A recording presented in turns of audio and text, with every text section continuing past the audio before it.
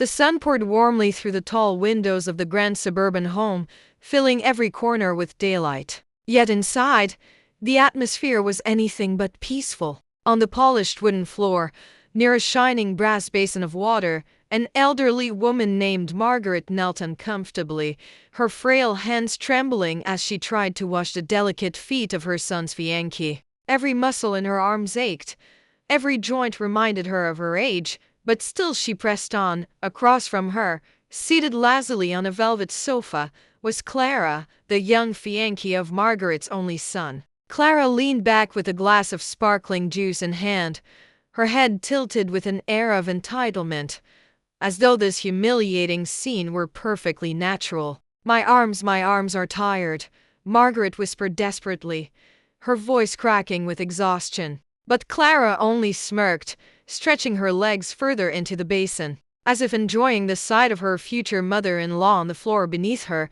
Before we move further, dear viewers, if you believe that no one deserves to be treated with cruelty and that kindness always wins in the end, then please like, comment, share, and subscribe to Goldmine Stories. Your support helps spread hope and compassion through stories like this one. Margaret had never imagined her life would come to this point. She was the widow of a simple man who had left her nothing but memories and an old home. Her son, Adrien, had grown up bright and ambitious, eventually becoming the heir to a large business empire after his late father's best friend, a wealthy millionaire named Mr. Howard, took him under his wing. But with success came distance. Adrien worked endlessly, rarely noticing what was happening at home, especially the way Clara was slowly gaining control over him. Clara had beauty, charm, and a sharp tongue. Around Adrien, she was sweetness itself. But when his back was turned, she treated Margaret like a servant, demanding tasks that her frail body could barely handle. That afternoon, Clara had returned from shopping with expensive shoes and insisted that Margaret prepare warm water to soak her feet. Margaret obeyed without protest, but when the basin was set, Clara had gone further. "Scrub them for me. My hands are too delicate," she had ordered, tossing a towel at Margaret as if she were nothing. And though Margaret's heart sank, she complied, afraid that any refusal might create conflict that would hurt Adrien's future. She believed that if she endured silently, at least her son would remain happy. But as the minutes dragged on, Margaret's weak arms trembled violently. She whispered her plea again, "My arms are tired," hoping Clara might show a shred of mercy. Instead, Clara rolled her eyes and reached for a bunch of grapes on the side table, popping one into her mouth with a grin. "If you're tired, then you should try harder," she said casually, as if speaking to a maid. The cruelty in her voice pierced Margaret's soul. Tears welled in her eyes, but she bowed her head and continued. In that very moment, fate intervened. The door swung open and in stepped Mr. Howard, the millionaire who had mentored Adrien and treated Margaret with respect ever since she lost her husband. He had come unannounced, hoping to share some business updates with Adrien, but what he saw stopped him in his tracks. His eyes widened in disbelief. There, in the middle of the luxurious living room, was Margaret, trembling on her knees, struggling to scrub Clara's feet while Clara lounged without a care in the world. For a moment, time froze. Mr. Howard's voice thundered, "What is going on here?" His words echoed through the room like a storm. Margaret froze, her face flushing with shame, while Clara jolted upright, startled by his sudden arrival. She stammered, trying to explain, but her arrogance faltered under his piercing gaze. I was only," she began, but Mr. Howard raised his hand, silencing her. He rushed forward and gently lifted Margaret from the floor. "Margaret, you shouldn't be kneeling like this," he said, his tone filled with compassion. "You are not a servant. You are a mother, a woman who has given her life to raise her son with dignity." Tears spilled down Margaret's cheeks as she tried to speak, but her voice broke. For so long, she had hidden her suffering, and now someone had finally seen it. Clara, realizing her mask was slipping, tried to regain control. She wanted to help.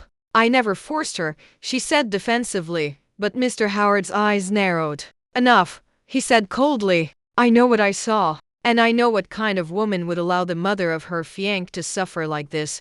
The commotion drew Adrien into the room. He had just returned from the office and was stunned to see the scene before him, his mother trembling in Mr. Howard's arms, Clara looking guilty, and the basin of water still on the floor. "Mother, what's happening?" Adrien asked, his voice shaking. Margaret looked away, unable to confess the truth, but Mr. Howard stepped in. "Your fiancé has been mistreating your mother while you've been away. I witnessed it with my own eyes." Adrien turned to Clara, disbelief etched across his face. "Is this true?" Clara's lips quivered, but her silence was answer enough. The weight of reality crashed down on Adrien. All those times he had dismissed his mother's weariness, all those moments he had chosen to believe Clara's charm, it all became painfully clear. Adrien fell to his knees beside his mother. "Forgive me, mother," he whispered. "I should have seen this. I should have protected you." Margaret placed a trembling hand on his shoulder, her heart torn between love and sorrow. "You are my son. That is all that matters," she said softly. But the truth remained. The woman Adrien thought would be his future had revealed her true colors. Mr. Howard then spoke with authority. "Adrien, listen to me. Wealth and success mean nothing if the person you share your life with cannot honor your family. You must decide carefully, not just for yourself, but for the dignity of the woman who gave you life." His words struck deep into Adrien's soul. Clara, sensing her grip slipping, tried one last time. "Adrien, don't listen. She's just jealous of us." But Adrien raised his hand sharply. "Enough. I see now who you truly are. I will not allow my mother to live in humiliation." Clara's face twisted with fury, but there was no saving her lies. She stormed out, slamming the door behind her, leaving behind the echoes of her selfishness. For the first time in months, Margaret felt the weight lift from her shoulders. She collapsed into the sofa, tears of relief streaming down her face. Mr. Howard placed a reassuring hand on her shoulder. "You deserve respect, Margaret, and from this day on, you shall have it." Adrien, still kneeling, promised, "I will make it right. I will never let anyone hurt you again." The daylight streamed through the window once more, but this time it felt different. It felt pure, cleansing, as if the house itself had been freed of shadows. Margaret leaned back, closing her eyes with gratitude, while Adrien and Mr. Howard silently vowed to protect her dignity for the rest of her days. Dear viewers, if this story touched your heart, if you believe no mother should ever be humiliated and that kindness and respect must always triumph over cruelty, then please like, share, comment, and subscribe to Goldmine Stories. Your support helps keep these stories alive and spread light where it is most needed.